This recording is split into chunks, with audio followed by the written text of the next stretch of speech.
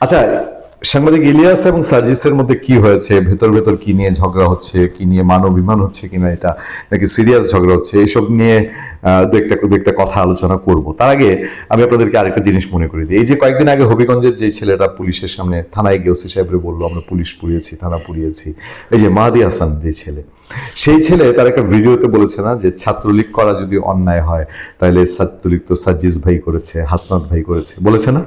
তো নিজেদের লোকই তো ফাঁস করে দিচ্ছে যে সার্জিস, এখন ছাত্রলীগ আওয়ামী লীগ সার্জিসরাই দৌড়ায় জাপটায় খুঁজায় তাদেরকে ধরায় পুলিশে দেয়, কেউ কেউ কাউকে কাউকে তারা ছাড়ায়, কাউকে কাউকে দীর্ঘদিন জেলে রাখে। কিন্তু একসময় এই ছাত্রলীগ হয়ে তারাই বহির্ণ কিছু করেছে। আচ্ছা, সার্জিস ছাত্রলীগের কোনো পোস্টে ছিল কিনা এটা তো বড় প্রশ্ন না। প্রশ্ন হলো তিনি হেলমেট বাহিনীতে ছিলেন কিনা, তিনি হলে ত্রাস করেছেন কিনা, হলে তাওরাস করেছেন কিনা, সেই সময় অন্যায় সুযোগ সুবিধা নিয়েছেন কিনা, এগুলো প্রশ্ন। সেই প্রশ্নের একটা জবাব দেওয়ার চেষ্টা করেছে সার্জিস। সে বলছে যে জাতীয় নাগরিক পার্টি এনসিপির উত্তর অঞ্চলের মুখ্য সংগঠক সার্জিস আলম জানিয়েছেন ছাত্রলীগের কোনো কমিটিতে তার কখনো কোনো পদ পদবি ছিল না। সামাজিক যোগাযোগ মাধ্যমে তার ছবি ব্যবহার করে এ সংক্রান্ত যে প্রচারণা চালানো হচ্ছে তা সম্পূর্ণ মিথ্যা উদ্দেশ্য প্রণীত বলে দাবি করেন। ভাই বলেন না পদ পদবি ছিল না, কিন্তু আমি ছাত্রলীগে ডাইহার্ট ছাত্রলীগে ছিলাম। সব ছবি, সব ঘটনা, সবকিছু মিথ্যা যতগুলো প্রকাশ পেয়েছে এখন পর্যন্ত। বুধবার দুপুরে পঞ্চগড়ে তিনি নিজ নির্বাচনী এলাকায় তিনি কথা বলছেন। তিনি বলেন সামাজিক যোগাযোগ মাধ্যমে ফটোকার্ড বানিয়ে বলা হচ্ছে আমি নাকি ছাত্রলীগের কেন্দ্রীয় কমিটি হয়ে ঈদের শুভেচ্ছা জানাতাম। বাস্তবে জীবনের কোনো পর্যায়ে ছাত্রলীগের কেন্দ্রীয় কমিটি তো দূরের কথা, কোনো কমিটিতে আমার কোনো পদ পদবি ছিল না। আলহামদুলিল্লাহ, ঠিক আছে, ছিল না, উনি সত্যি ধোয়া তুলসী পাতা। কোনো কমিটিতে পদ পদবি ছিল না। পদ পদবি ছাড়া ছাত্রলীগ করাই তো তখন বিশাল ব্যাপার ছিল। ছাত্রলীগের সিলটা যদি গায়ে থাকতো তাহলে তার কিছু লাগতো না তখন।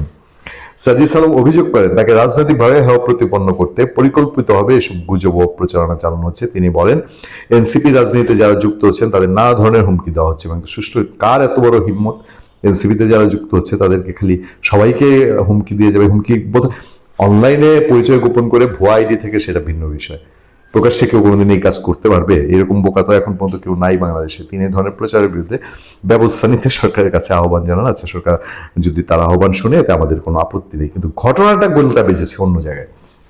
ডাকসাইডে ব্লগার, একসময় আমি যে টেলিভিশনে কাজ করেছি, টেলিভিশনের সাংবাদিক, হ্যাঁ অবশ্যই নাম করা লোক, মেধা কিছু আছে। মেধার ইউজ আমি কিভাবে করলাম না করলাম সেটা গুরুত্বপূর্ণ বিষয়। সেই ইলিয়াস হোসেনের সাথে এবার লেগে গেছে সার্জিসের।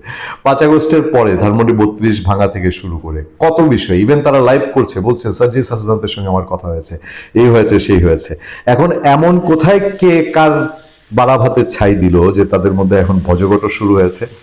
জাতীয় নাগরিক পার্টি উত্তর অঞ্চলের মুখ্য সংগঠক সার্জিস আলম বলেছেন কোনো তথ্য প্রমাণ ছাড়া আমাকে নিয়ে নির্লজ্জভাবে মিথ্যাচার করছে ইলিয়াস হোসেন ও মীর জাহান আমি চিনি না ভাই, সরি। নিজের ভেরিফাইড ফেসবুক পেজে এক পোস্টে কথা লিখেন তিনি। সার্জিস আলম লেখেন রাজনৈতিক কারণে হোক, টাকার বিনিময়ে হোক, কোনো গোষ্ঠীকে খুশি করার জন্য হোক, কিংবা অন্য কোনো কিছুর উদ্দেশ্যে হোক তারা এই কাজগুলো করছে। তার মানে যে কারণগুলো, যে রাজনৈতিক কারণে, টাকার বিনিময়ে বা গোষ্ঠীকে খুশি করার জন্য, এগুলো সম্পর্কে সার্জিস আলম অবহিত, যেগুলো দিয়ে ইলিয়াস হোসেনকে দিয়ে কাজ করায়, এরকম মিন করতে চাচ্ছেন তিনি। সার্জিস লিখছেন এদের যদি সামর্থ্য থাকে তাহলে তারা উপযুক্ত তথ্য প্রমাণ দেখ, কিন্তু তা না করে এরা একটার পর একটা মন গড়া মিথ্যা তথ্য দিয়ে সাধারণ মানুষকে বিভ্রান্ত করে কারো না কারো অসৎ উদ্দেশ্য বাস্তবায়ন করছে। এতদিনে অরিন্দম কহিলা বিষাদে, ওনারা তো এটা করছে গত 1, 2, 3, 4 বছর ধরেই করছেন। তো তখন তো আপনি মুখ খুললেন না, এখন আপনার গায়ে এসে পড়েছে, আপনি মুখ খুলছেন। ব্যাপারটা কোথাও যেন খটকা লাগে না? এদের মতো মানুষের মুখোশ একদিন না একদিন উন্মোচন হবে ইনশাল্লাহ। সবকিছুতে আল্লাহকে টানা ঠিক না রে ভাই, আপনারাই ওনাদের সাথে বহু দহরম মহরম করেছেন। শুধু সময়ের অপেক্ষা উল্লেখ করে এনসিপির এই নেতা আরো লেখেন আল্লাহর কাছে একটাই চাওয়া, কোনো তথ্য প্রমাণ ছাড়া একজনকে নিয়ে এই ধরনের ঘৃণ্য অপপ্রচারের ফল এদের যেন দুনিয়াতেই ভোগ করতে হয়। আচ্ছা, পাপের সাজা মানুষ পাপ দিয়ে পায়, কিন্তু সার্জিস আলম এবং ইলিয়াস হোসেন সম্প্রতি দেখলাম যে ডক্টর ইউনূসকে নিয়ে তিনি খুব সাংঘাতিক রকম কড়া ভাষায় কথা বলেছেন, তাতে করে তার ফেসবুক আইডিগুলো ফেসবুকে ডিসেবল করেছে, এত বেশি কড়া ভাষায় কথা বলেছেন। তখন তো সার্জিস আলমরা কিছু বলেন না, কারণ তাদের তো পছন্দের মানুষ ডক্টর ইউনূস। এই ইলিয়াস হোসেনরা বাংলাদেশে অসংখ্য মানুষের যেই কথা অভিযোগ সার্জিস আলমরা করছেন, এরকম কাজ আরো অনেকের অনেক অভিযোগ আছে। তখন তো সার্জিস আলমরা কোনো কথা বলেন নাই।